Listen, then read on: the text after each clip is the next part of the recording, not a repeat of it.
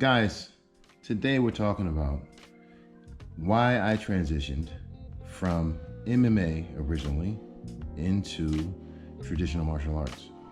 First, let me say that the whole premise is kind of strange because people, when they say this kind of traditional versus modern day martial arts, it exposes their lack of understanding. Traditional martial arts are actually all mixed. They're all part of mixes and pieces and little bits of here and there before they came up with what they thought was like our conglomerate.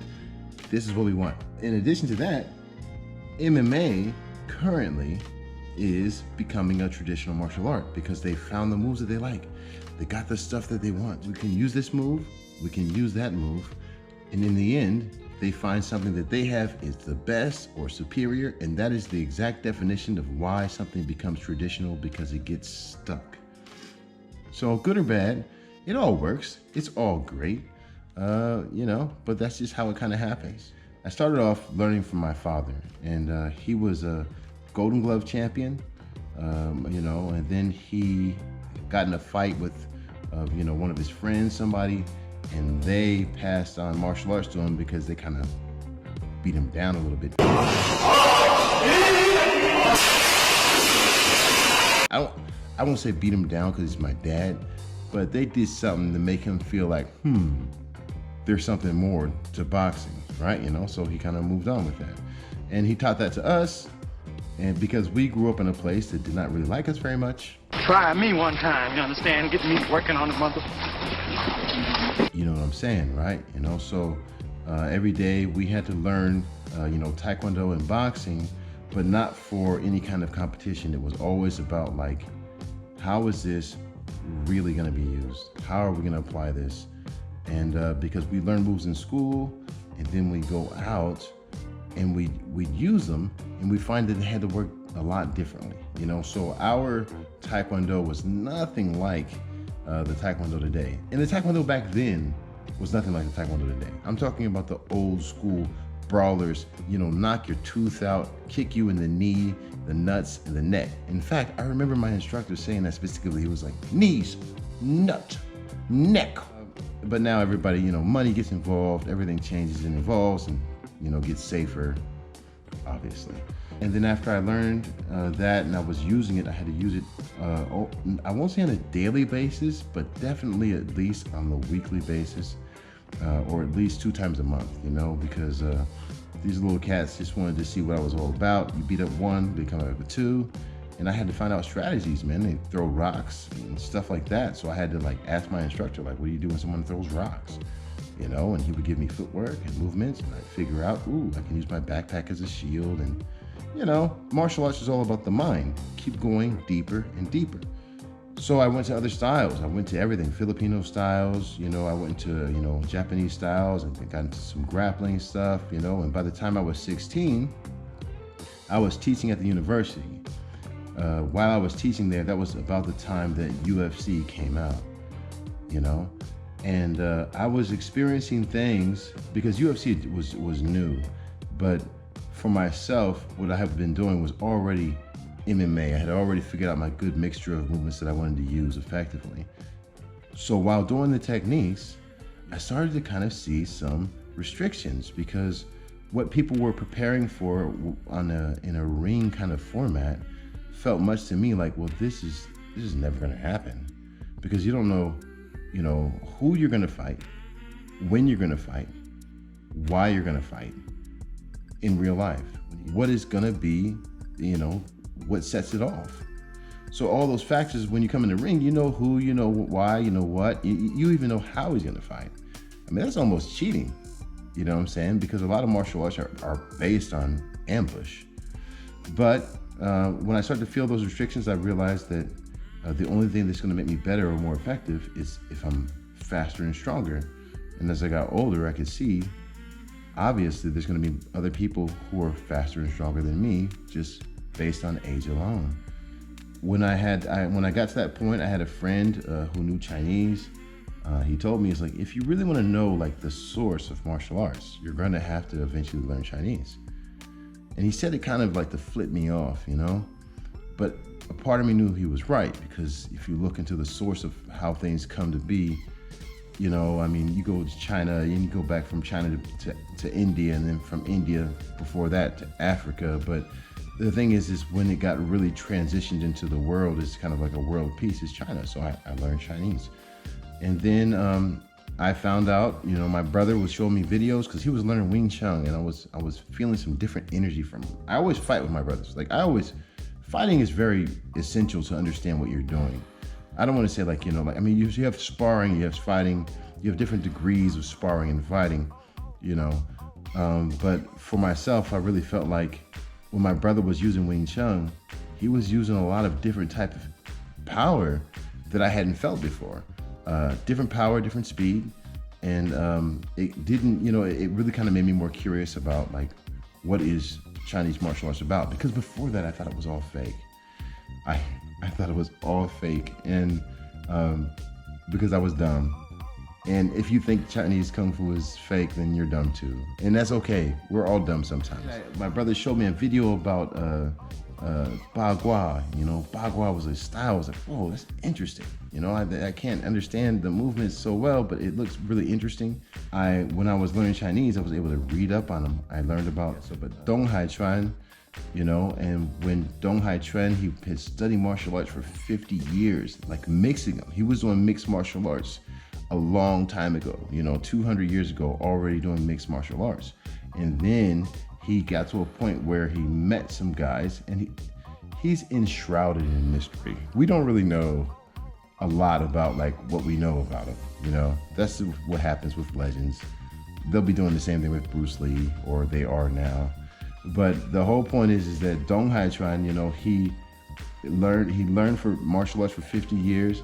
He met with these Taoist monks that taught him how to walk this circle, and he put all that together and created this thing called Bagua.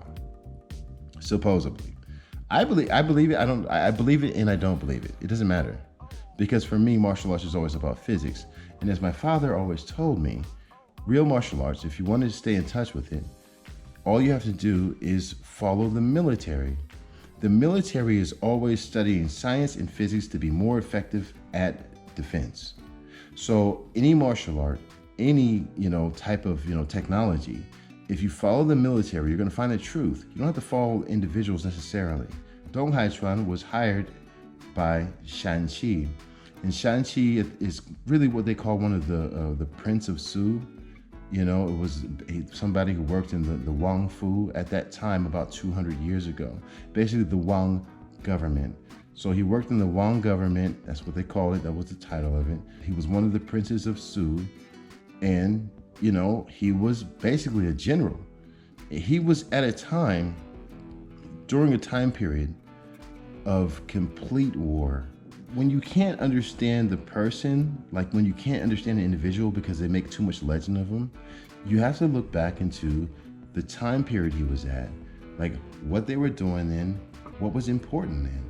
And so if you look back at that time period, you'll start to get a better understanding. So at the time of, you know, Shanxi, they had the Taiping Rebellion, the Boxer Rebellion, and the Eight Nation Alliance. So they had wars from the inside, wars from the outside. And in a time of war, nobody is using any bullshit kung fu. I will guarantee you that. He's using all the real stuff at the time. He sees Bagua and he thinks like, this is the thing that's gonna save me. This is the thing that's gonna protect our people, or the closest people within our circle.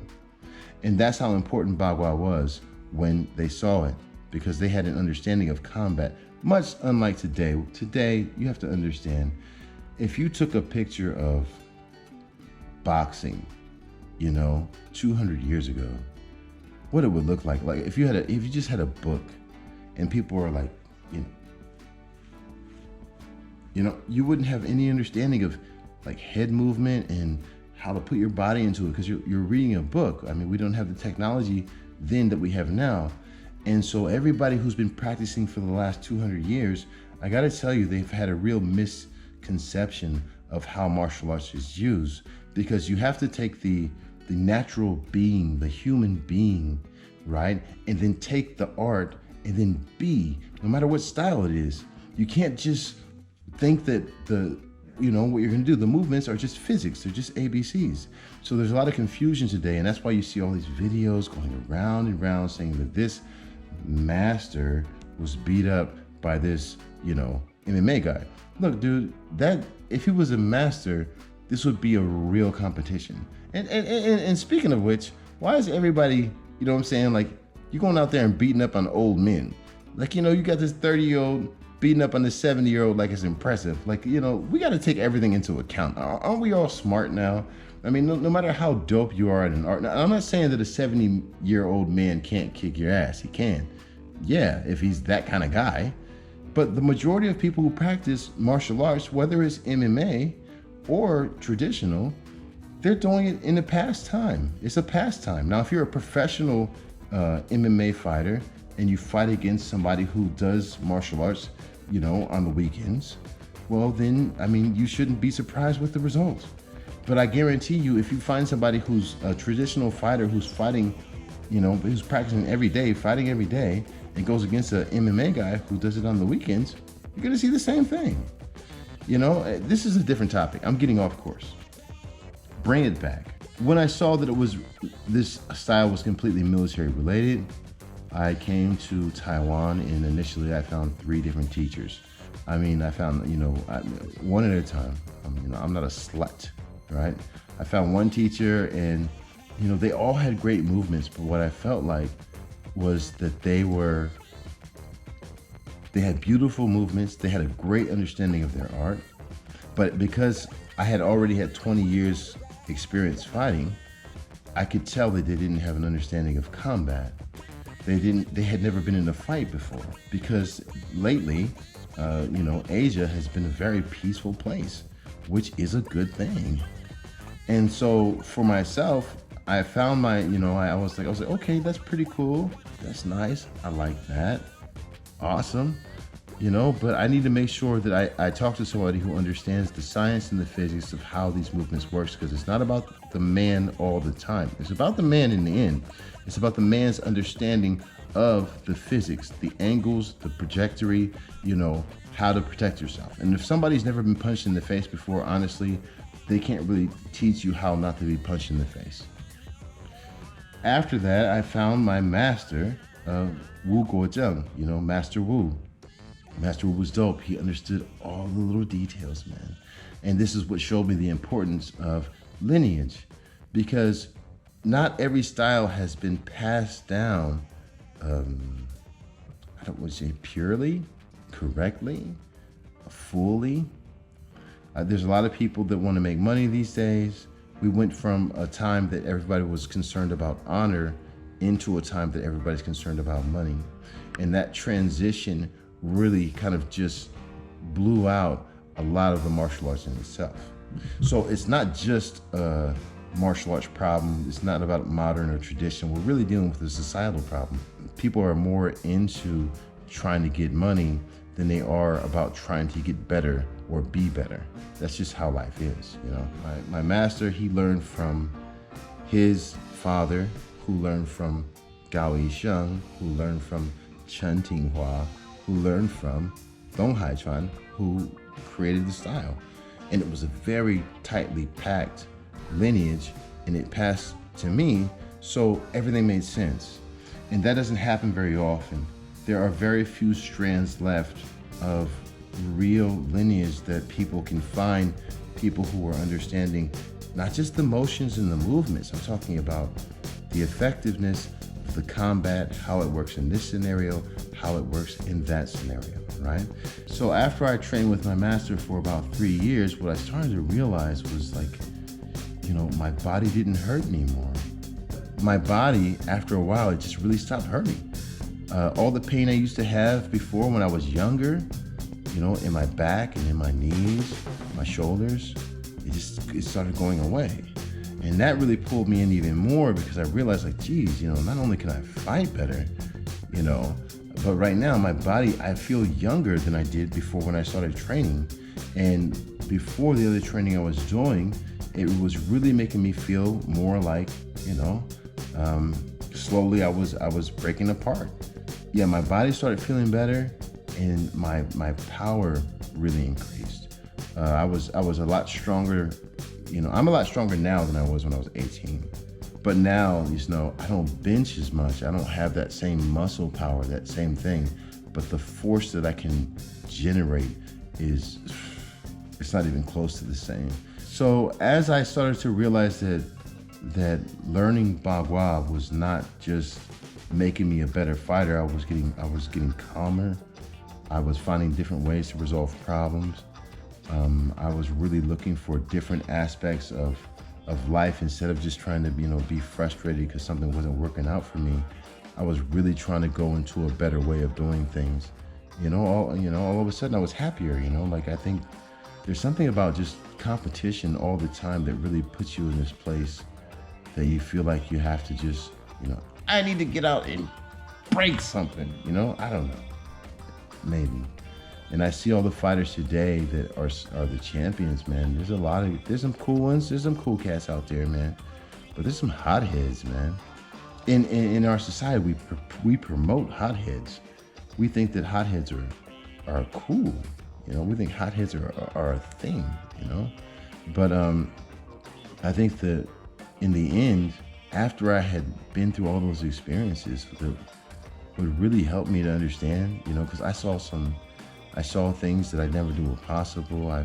I've been to places I didn't know existed, and I realized that the world is very separated from what is real martial arts. The real martial arts understanding is so much deeper than we've been told. And honestly, myself, I think it's deliberate.